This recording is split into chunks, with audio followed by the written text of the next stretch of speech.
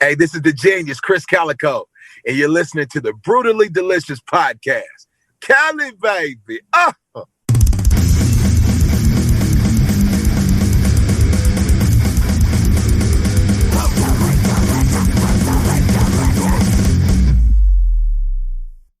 Let's talk about Krizz for a second. So the single Wait, I mean, obviously super personal, did you have second thoughts about putting it out, about it being too vulnerable? And what was that like? No. I was just, the only second thoughts I had was, dang, do I want to put these man boobs out there? But besides that, man, my whole career has been vulnerable. My most popular songs are, I have a song called Unstable. I got another one called Anxiety, Bipolar. Tech Nine and myself have one called Dysfunctional. These are like my biggest songs, and they help people.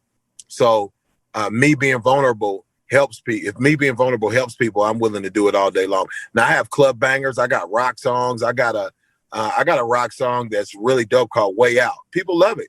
Right. But not as much as when I'm vulnerable, and because I think they identify. I think Adele, the singer Adele, the reason besides her being just those being well-written songs and her being just an amazing singer, everybody has pain. Everybody experiences pain. And I think that people identify with that, and that's why they love me. So I had no problem doing that at all. So when you're writing and releasing this music, is it more of a cathartic release for you, or are you writing for a message, or both maybe? Kind of both. I just write what I feel, man. Like when I first got that instrumentation from Byrne County, one thing I do is I go in and start changing their production. I'm like, when you got the pianos here, boom, boom, right, and say, boom, boom, boom, make them descend down. I was like, it's something emotional feeling about that. And then I was like, dude, we got to add guitars today. There weren't guitars in it at first. Right. And I'm like, I'm going to have my guitar, one of my guitarists just add a right. And I was like, I need to frown when I hear this. And you need to hear it just like, ooh. And that was just getting the music together. I didn't even know what I wanted to call the song at all. So I got that from them, and then I'm like, I was looking through my list of songs in my phone. I had a song called W-A-I-T, like, wait a minute. Right. And I was like, oh, no. I can finally talk about me being overweight and just the weight of the world on me, having vitiligo like I do, going through mental health issues and things like that. So I was like, this is the perfect opportunity for me to do it. So it's kind of a mixture of both, and on top of that, I know that this will affect people this way. And here's how I would market it as well, because I think people would identify. I mean, America is the most obese country in the world.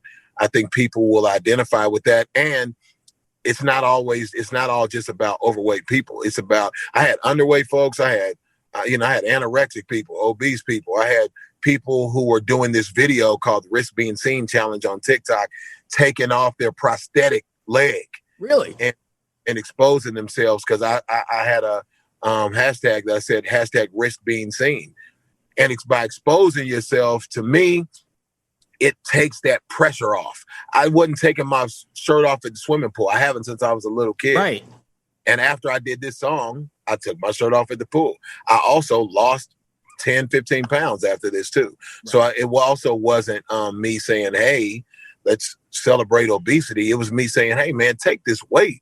When I say praying to God to free my body from weight, I'm saying like praying to free my whole being from weight. And I think that's what a lot of people got out of it.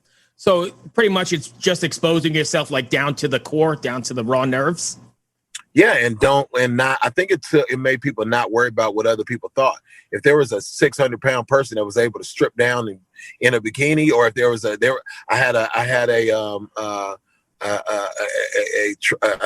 think she's transgender, but she's a lesbian female who's anorexic, say, this is me, put herself out there.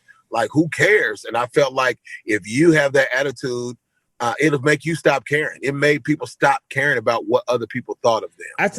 It's a timely and a tough thing, I think, though, because our culture, especially with all this social media shit, it's so easy to be behind the keyboard and insulting people and sending all this hate out.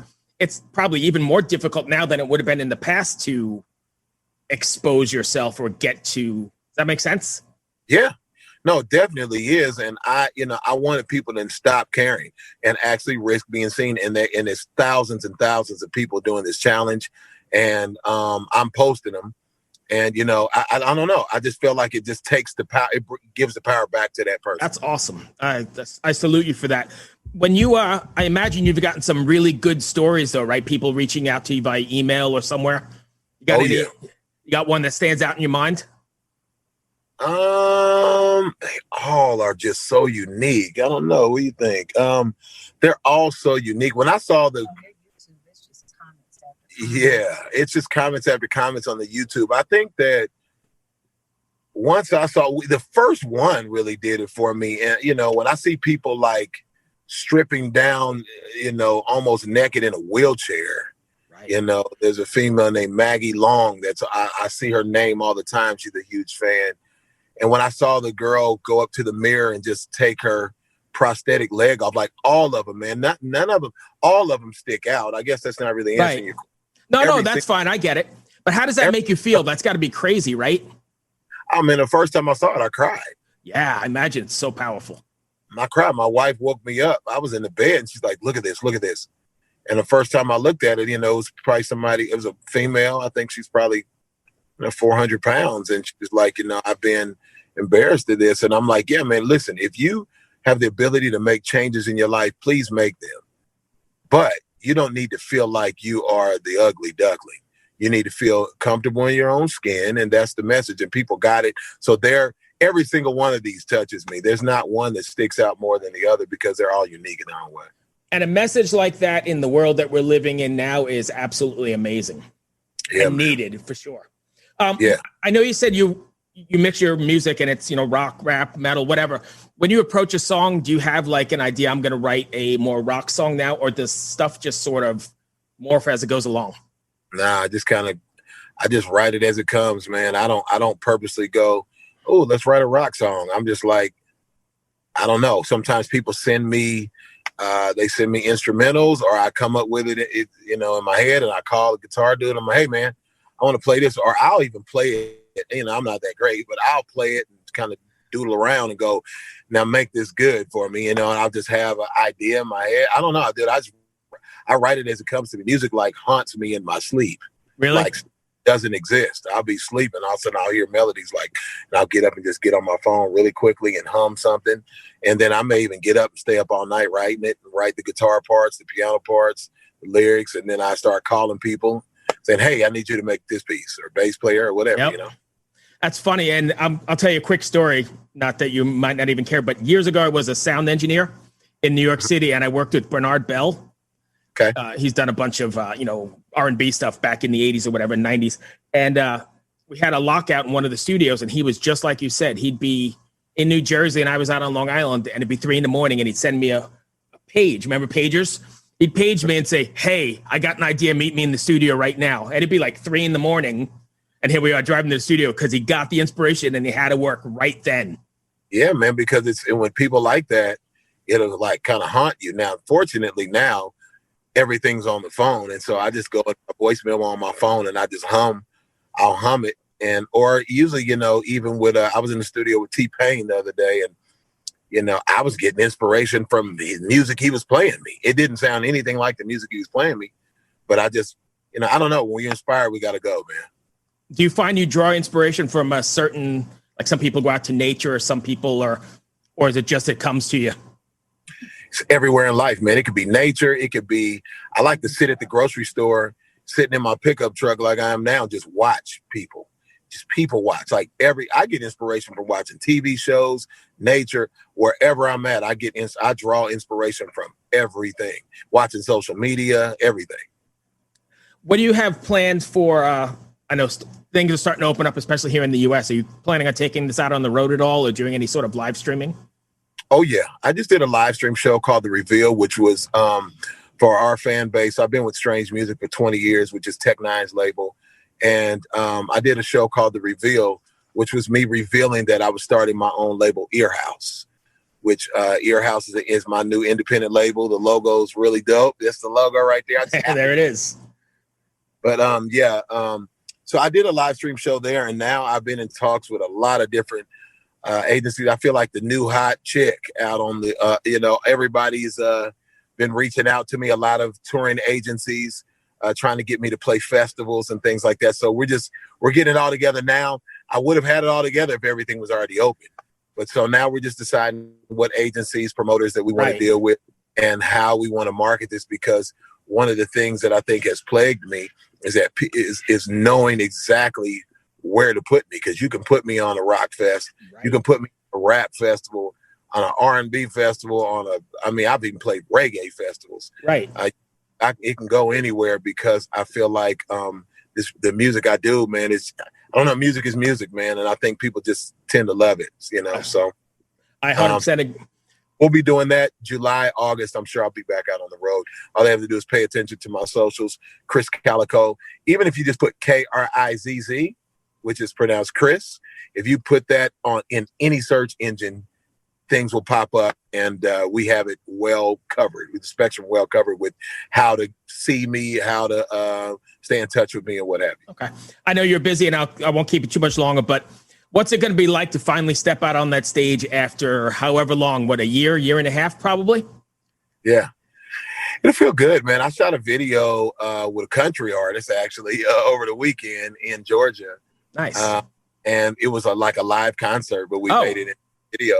It was great. It feels like me being back at home, because I feel the most comfortable in the world performing like that. It's funny, man, that adrenaline rush, like, it becomes addictive.